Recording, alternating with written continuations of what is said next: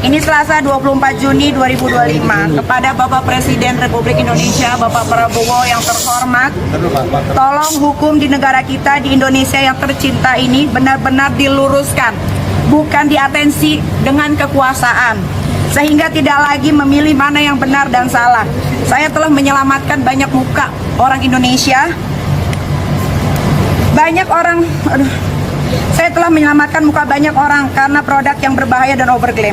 Namun penyidik hingga JPU bukannya mendalami atas produk tersebut, malah saya yang ditahan. Macam apa oknum-oknum aparat yang ada di Indonesia ini?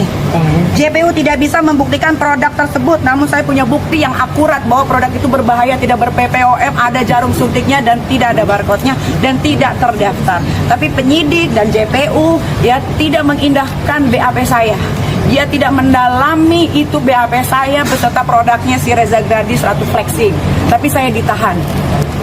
Baik teman-teman sudah mendengar ya apa pernyataan Nikita Mirzani yang ini yang tadi ya, bahwa ternyata dia membuat semacam tulisan tangan yang katanya sudah dipersiapkan, yaitu untuk Pak Presiden Prabowo Subianto.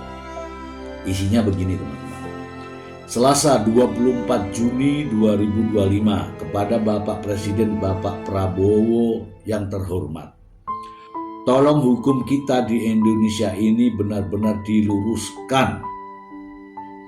Tolong hukum kita di Indonesia tercinta ini benar-benar diluruskan. Bukan diatensi dengan kekuasaan. Sehingga tidak lagi memiliki makna benar dan salah. Oke ya. Apa hubungannya dengan Pak Prabowo? Pak Prabowo betul presiden, tetapi ini sudah ranah hukum. Presiden tidak mengintervensi jalannya hukum di Indonesia. Kalau presiden mengintervensi jalannya hukum di Indonesia, presidennya yang salah. Tidak ada intervensi penegakan hukum di Indonesia. Itu saya jelaskan ya.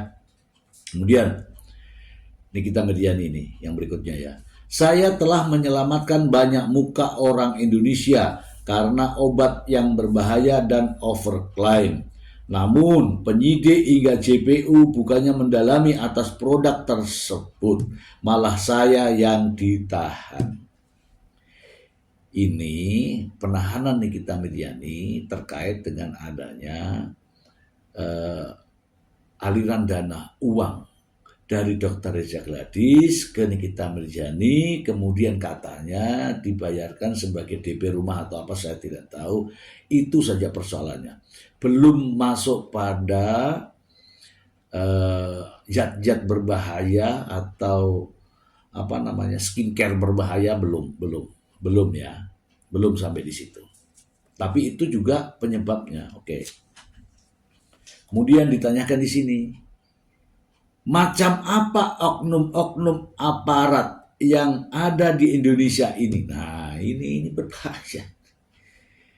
Ini berbahaya. Mungkin ya ada yang baik, ada yang tidak baik, tetapi ini sudah mengatakan macam apa oknum-oknum aparat yang ada di Indonesia ini.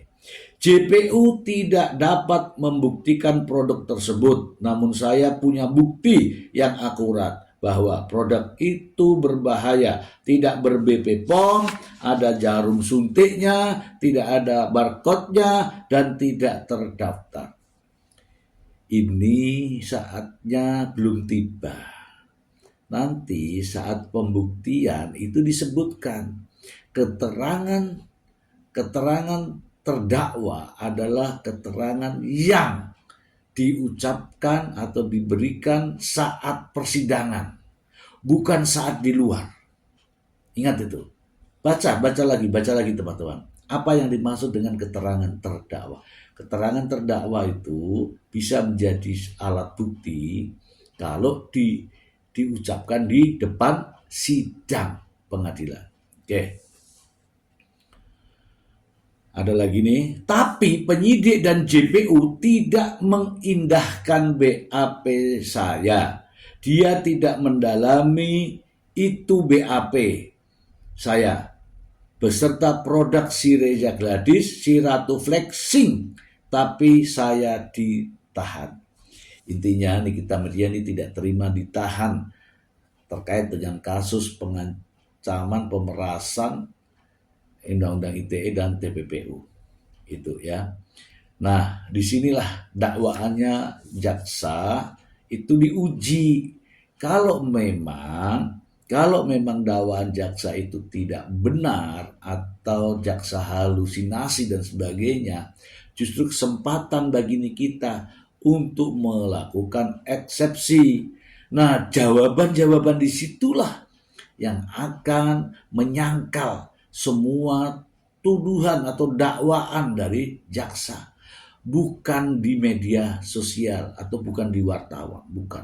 Tapi di sidang pengadilan terkait dengan keterangan eksepsi.